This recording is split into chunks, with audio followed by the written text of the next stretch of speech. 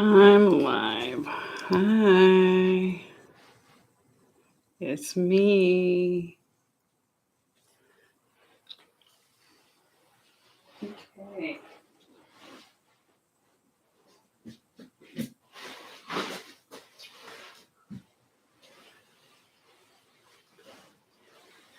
All right. Another graceful me getting on the floor.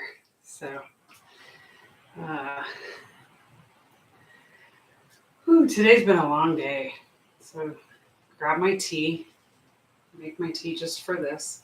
I like to drink tea every day. Ooh, I need to grab my microphone. You might not be able to hear me that well. Okay. Here we go. There we go. That's better. So, these are my I think these are my favorite PJ pants. You can see they're my favorites. Um, when I practice in my PJ pants. I don't practice in yoga pants unless I'm going out. So, which is kind of interesting. But I practice in these kind of pants, but I don't wear them in video very much. So, they look pretty cool. Maybe I'll wear them for like a yin class or something one of these days. So, yeah, today I was at working, and I'm always a little tired after working. So, I'm really glad that, again, I set my alarm, or I probably would have totally forgot that I had committed to this. So, this will just really help keep me on track.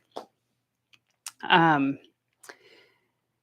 let's see, it's not time quite yet. So, I'm not going to start. Just getting comfy, taking a sip. Thanks to Heinz, who does tea with people, which I loved that. So, since I quit drinking, like, I guess in August it'll be three years. I quit drinking like 2 years and 10 months ish ago. Um, Tea is what I started drinking, and I like it because it's kind of a ritual, just like pouring your wine in your glass and all of that. Just making your tea at night, just to say to your body that it's time to relax. And when I come home from work, I can drink a cup of tea, and it's just my way of telling myself that I'm going to relax. So for me, tea is the ultimate. And in the morning, I drink coffee, but I drink decaf. But the rest of the day, I like to have a cup of tea. Anyway, so that's my 2 cents about that. So if you ever want me to make a video about not drinking, I will talk about it. If you guys have questions, or if you're thinking about doing it yourself, definitely one of the best decisions of my entire life. So I am really glad that I did it. Oh.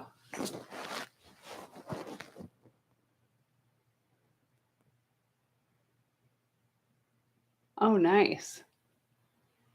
Yeah, nettle tea. I actually have some nettle tea.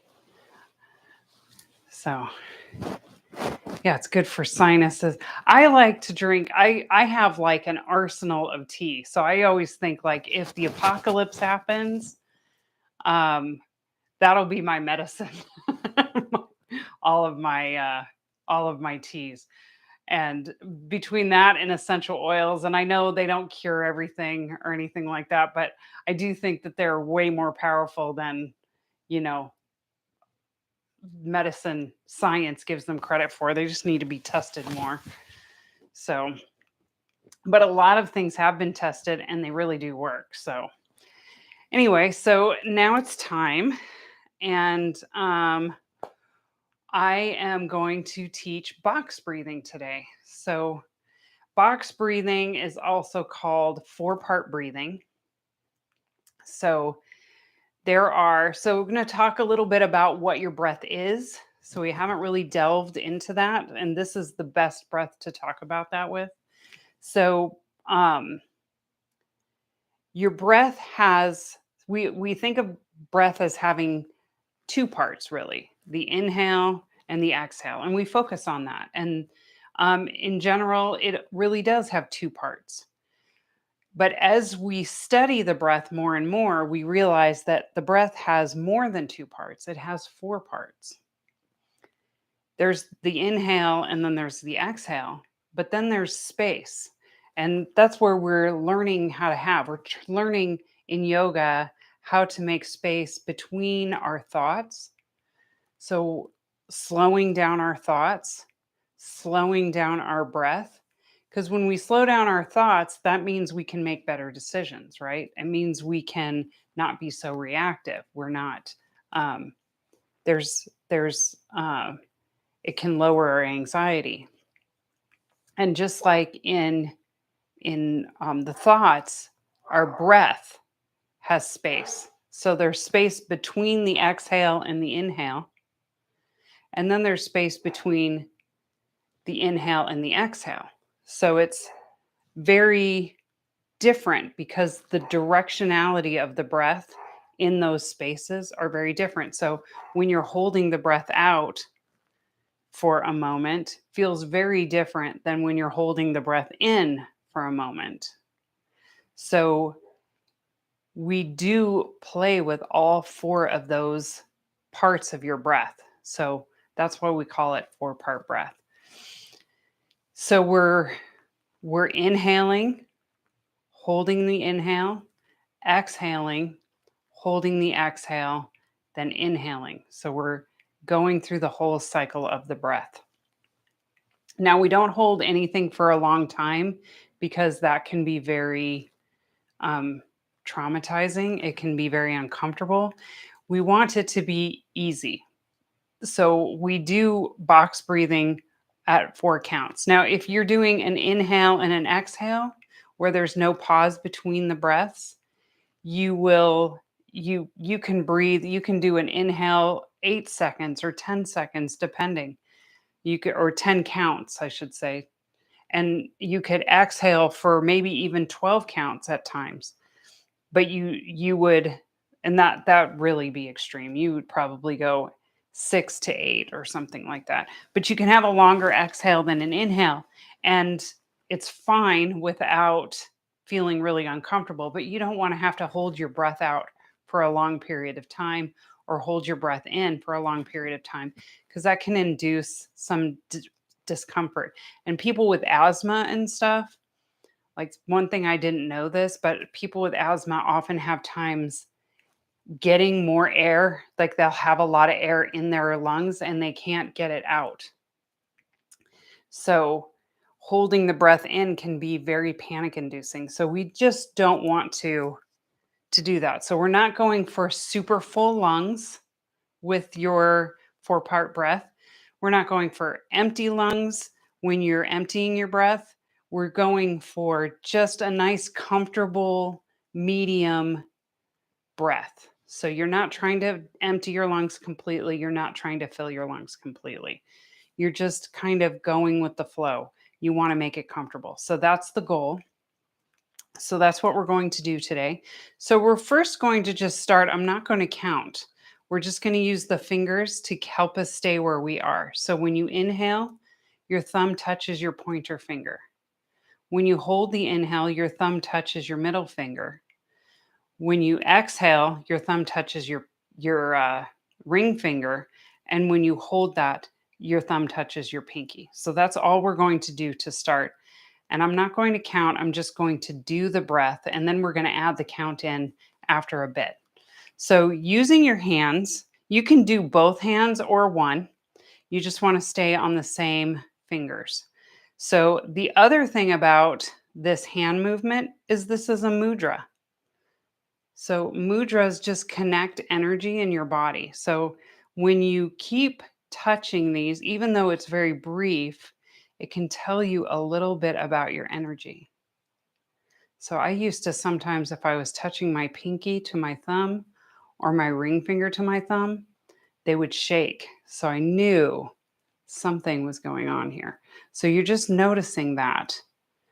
So this is just, it's very balancing to the body to touch each finger. So anyway, so we're going to just bring the palms face up on your knees. Close your eyes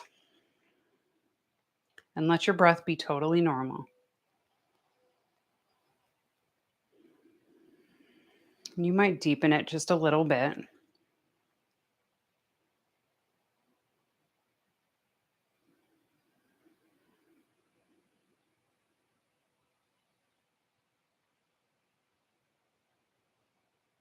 Okay, so we're going to just start. On your next inhale, touch your thumb to your pointer finger. Inhale. Thumb to middle. Hold. Thumb to ring. Exhale. Thumb to pinky. Hold. Thumb to pointer finger. Inhale.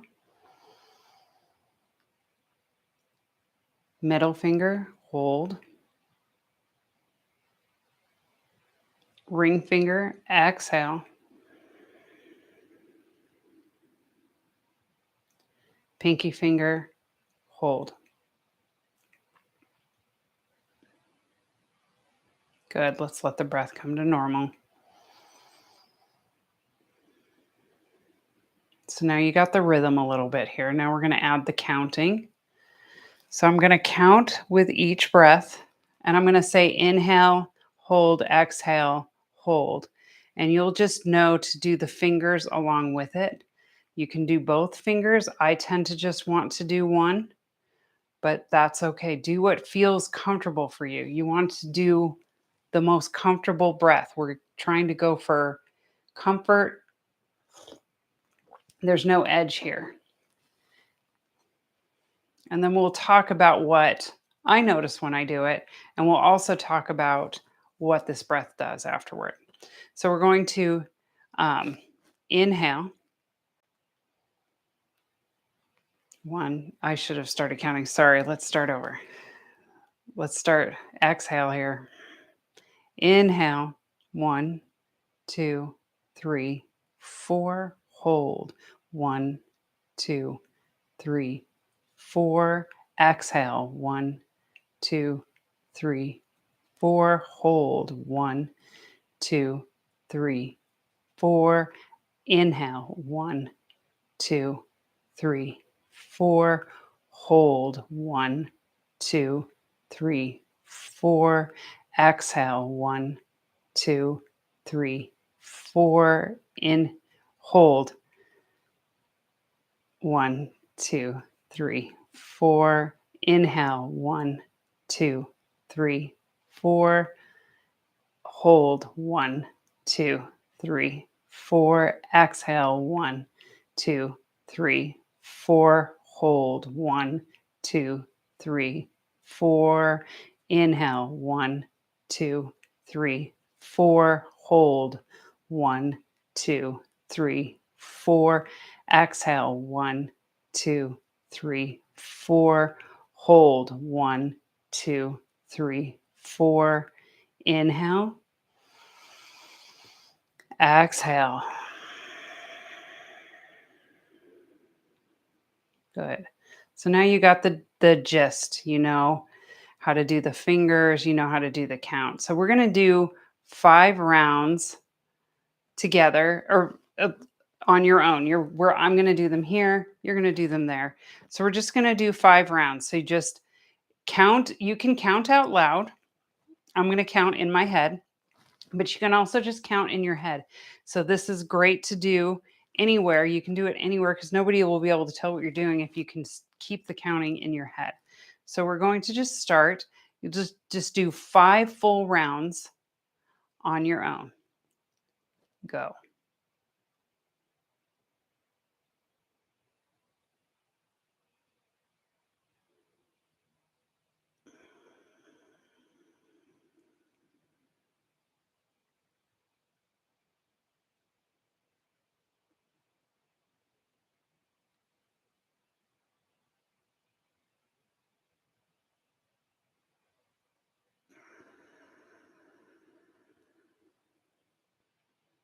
And if you lose count or you get messed up, don't worry about it. Just get back on track and keep going.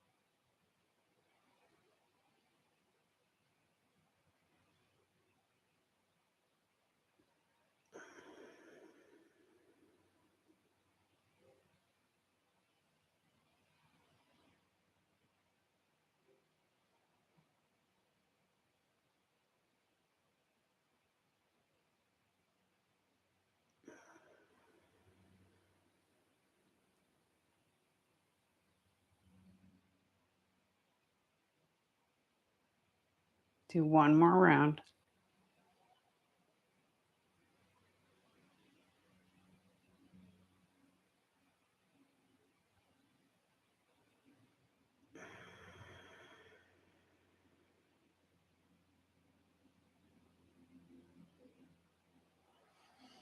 Let your breath come to normal.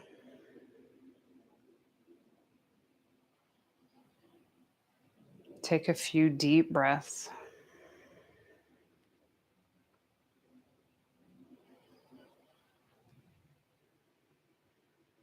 And then open the eyes. So, that breath for me, I like it because it's very calming, but it's also kind of stimulating. So, it helps you stay alert. It's not one of those breaths that's going to put you to sleep because there's so much going on in it compared to three-part breathing. There's a little bit going on.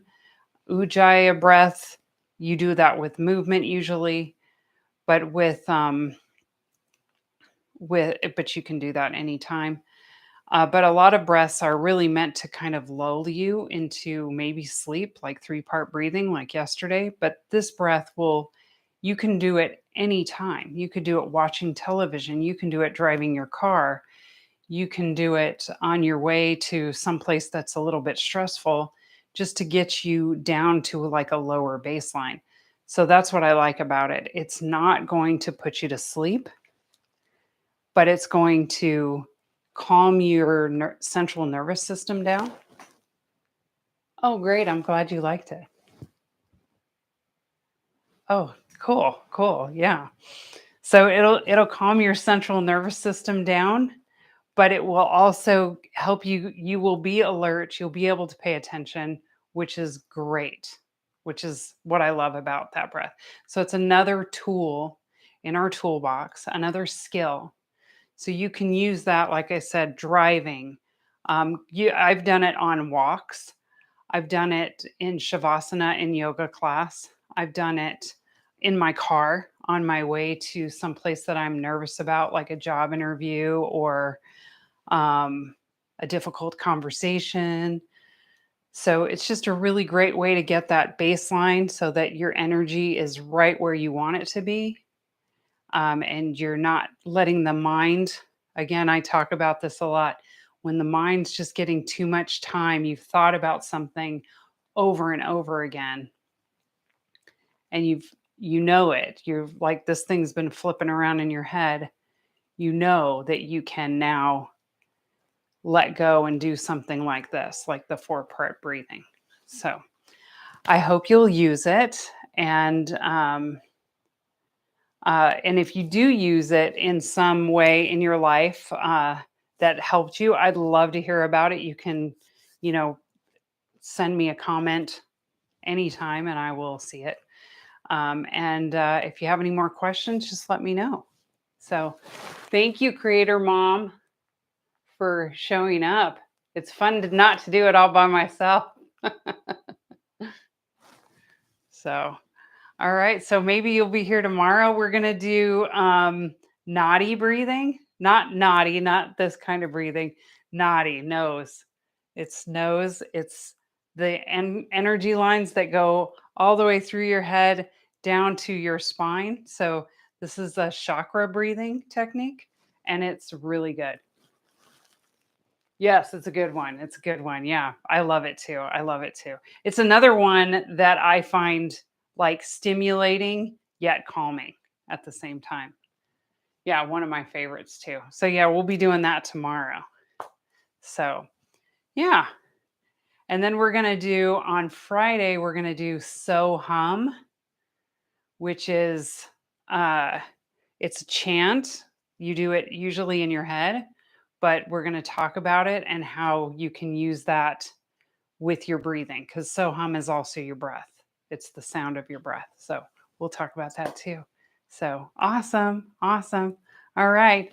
So have a great rest of your day, and I'll see you tomorrow.